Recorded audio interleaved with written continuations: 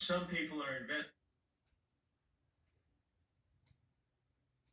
Some people are investing their money in cryptocurrency, especially Bitcoin. What, about $55,000 right now for a coin?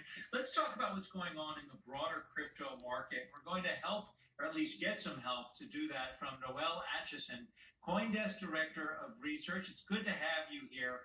Also, the author of the Crypto Long and Short newsletter. And the reason we invited you into this training is we get all of these predictions. I mean, the latest is get ready for a 50% pullback, which seems a bit extreme, but we've seen things like that before. So what should we as perhaps crypto investors be paying attention to? Hi, Adam. Thank you very much for having me. It's a pleasure to be here with you. And yes, we have seen moves like that before. Bitcoin is volatile. And at some stage, it will have a correction. Although I personally be very surprised to see that steep a fall when sentiment is still bullish, when institutions are still leaning into investment as well as rolling out crypto services, when mainstream mainstream investors are coming in by hordes and on-ramps are rolling out for them almost every month. When you also have regulatory tailwinds at the industry's back. Historically, Bitcoin has moved in 4-year cycles. This is an important detail to bear in mind. And we're 2 years into this one. Could it be cut short? Yes, maybe, but that's extremely unlikely. And we also have to bear in mind that it has a lot to do with what's going on in the broader markets as well. While Bitcoin is presented as sort of the antidote to traditional markets and traditional assets, it is going to move in line. We saw this last March when everything went south, Bitcoin went south as well. And sentiment out there may be jittery, but again, we can't really say that it has turned bearish just yet. Well, you mentioned the fact that there's more institutional investors coming in, and we've covered that time and time again here at Yahoo Finance. But how do you see that affecting, or do you see it affecting the volatility at all? Is it going to help stabilize things?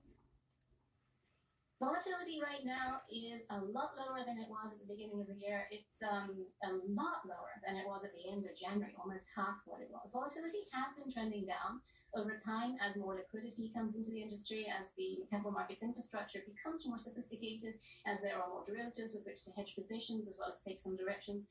And it will always be a lot more volatile than some of the traditional assets that we know because of the lack of what traditional investors call fundamentals, because it is very narrative driven as well, and because it tends to move on sentiment, it will always be a lot more volatile, but that volatility is trending down. When we read notes from different analysts that point out Bitcoin up about 90% year to date, it was over $60,000, but then they say if it doesn't break $60,000 again soon, the momentum to go higher is gone. Those of us who aren't crypto investors but want to get in on this, how do we make heads or tails on it?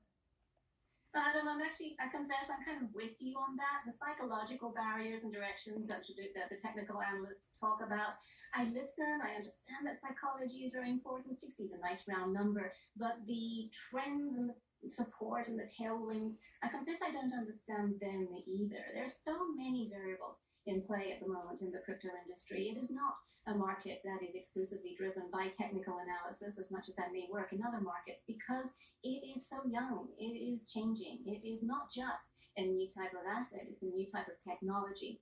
And this is something that many of us tend to overlook at times. Well, we saw Bitcoin hit an all-time high earlier this week. Since then, it's pulled back just a bit. It's off to another 10% right now. When you take a look at Dogecoin, does it have a purpose, do you think?